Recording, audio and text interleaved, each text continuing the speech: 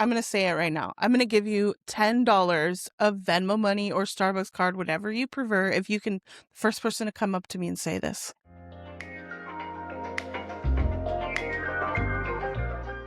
Hi, everybody. We are so excited to be here today to give you a little extra context as you're prepping to head to Nashville for Cvent Connect 2026. It's in Nashville, so we have our resident expert. So, Marisa, please announce yourself and tell us who you are. Yes. Thank you, Megan. I'm Marisa. I live about 40 minutes south of Nashville proper, so a little bit more southern than what you would say, but I've been here for 5 years, originally from California, Southern California. And yeah, I'm excited to talk about all things Southern right now. Amazing. Yeah, I lived in Atlanta for just over 15 years and have many experiences across the South, having lived there for over a decade and a half, basically. So we're going to walk you through some of our favorite Southern sayings that you're probably going to encounter when you get to Nashville. And so now you'll know what they are. You've got your Southern dictionary and you're ready to have the best experience at Cvent Connect. All right. So Yes. very first one I'm going to throw at you, Marisa, Yes. is ma'am and sir. When I first moved to the South, I really struggled with calling people ma'am and sir. But tell us, is this a Yes. common thing that you're going to see in Nashville? Yes, you will hear that. People will hold the door for you. And ma'am it could be you could be any age. It's not specifically for the older people. It's just a polite way of people, greeting you. And they will say ma'am sometimes instead of saying excuse me. So it's really nice. It feels good. It's really just a sign of respect, really. Yes. It's not an age thing or seniority. It's just a respect thing in the South. Exactly. Okay, so next up, this one's my favorite, especially from when I lived in Atlanta. But a Coke doesn't mean Coca-Cola. Right. So how do people use Coke in Nashville? Yeah, so Coke can be just any type of fizzy drink, as they say. It's because the brand is just well known. They say it. Yeah, a lot of times at restaurants in the South, if you order a Coke, they're going to ask you which one. Which one? Yeah, Yeah. exactly. It's kind of like the Midwest when they say pop, like, can I get a pop? And then you have Right. to ask which one. Right. Okay, this is one of my favorites, but the difference between you, y'all, and all y'all. Yeah, it's pretty much that you is one singular person. Y'all is you all. So that's multiple people. And then all y'all is basically duplicating that. All of y'all. So it's fun. I mean, I think it's more emphasis, right? What are you saying? And how enthusiastic are you saying when you're saying it? All Well, y'all. speaking of context, my other favorite saying from the South is bless your heart. So walk us through why context matters when someone says bless your heart. Yeah, it's interesting. It does depend on when it's said to you and how and what tone someone can be offering their empathy towards you in a situation. So they say, bless your heart because you're handling something. Or it could be a passive aggressive way to end the conversation. Bless your heart. Yeah, kind of like you're not very smart, bless your heart. Yes, exactly. Yeah.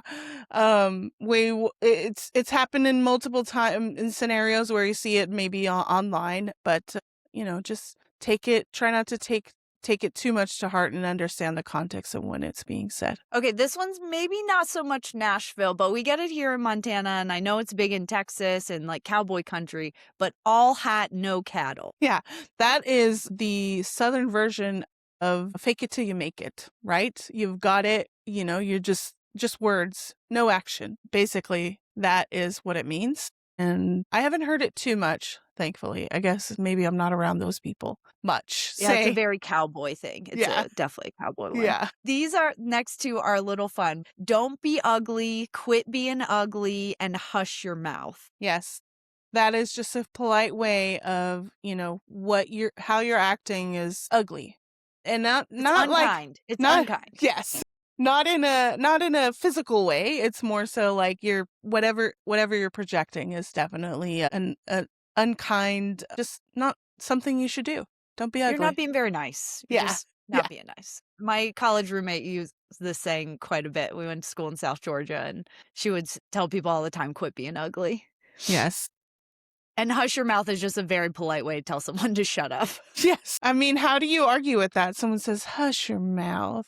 right? Like, and you're like, okay, yeah, okay, But it sure. also could be like a little bit of like a laughing, like, oh, hush your mouth. Like, oh, don't say that. That's so dumb or Mhm. whatever. But also it could be like, you need to hush your mouth. So Right. context matters here. Yes, yes, yes, for sure. All right. So another good one. This one we'll definitely hear in Nashville from the locals is I reckon. I reckon. Yep. I think, I want to believe this. I suppose, I reckon.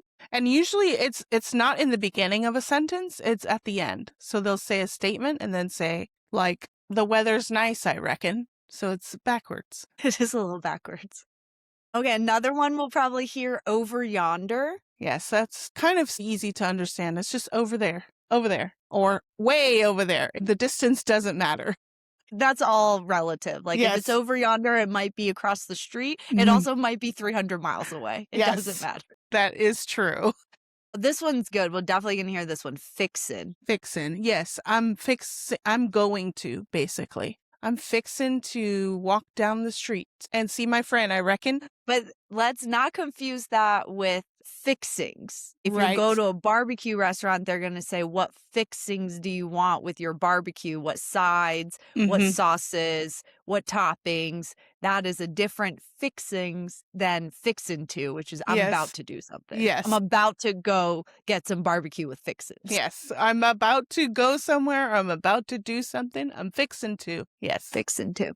Okay, this one we may hear a little bit, especially if you're going to do any shopping in Nashville, you're going to hear the term britches. Yes. The britches is just your lower area. Your pants. Yeah. Yeah, your britches are your pants. Sometimes you'll also hear sayings like too big for your britches. I mean, Mhm. like you overextended, you're acting bigger than you actually are. The fake it till you make it, too big for his britches. Right. Okay, let's see. I love this one too. I've been running all over Hell's Half Acre. Well, isn't that a great visual, right? Like things are burning, you're just running all over, right? And kind of the meme of that, the person standing in the middle of the fire going around. Yeah, I've been running all over Hell's Half Acre. So That's a great event one. We should get the yeah, event folks to start using that. That's right. like chaos. I've been running everywhere. It's been Yeah. crazy. Yes. Crazy, crazy. Okay, these next two are pretty funny. Cattywampus. And doohickey. Cattywampus is just crooked. Something's crooked. It's not straight. It Mhm. maybe is at an angle. Your picture on your wall is a little cattywampus. Yes. And doohickey is a little thing. Any little thing. Doohickey.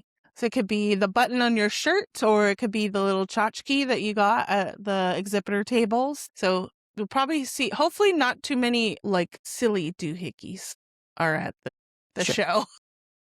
Quality doohickeys Yes. at Cvent Connect show.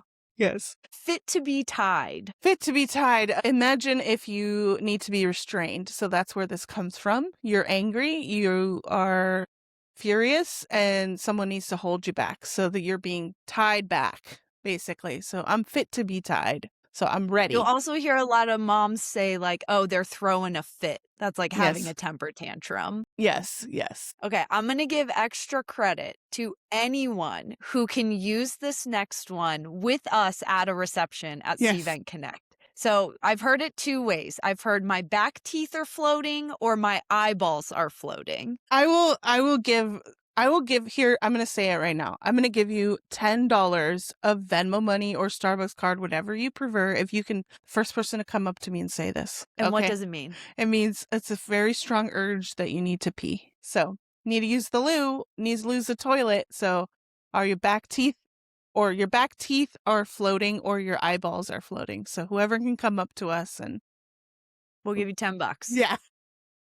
All right. And my number one favorite, I probably use this saying more than any other Southern saying, and I think it's a golden rule going into Cvent, but it's you catch more flies with honey than vinegar. Yes, it's such eloquent, poetic way to, say, do unto others as you want to do unto you. So, And I think lead with kindness. You know, yes. you catch more people and you build more relationships when you lead with kindness as opposed to starch vinegar and Yes. anger or hate. So just be kind. That's really it. What a wonderful message to end on, Megan. Amazing. So Marissa, tell everyone a little bit about Cvent Connect, where they can find us, how to register for the show. Yes, you can go to the industry's leading conference for Cvent, meet event marketers, meet suppliers. Basically, anyone in the events industry is going to be at this event. You can find the links down below.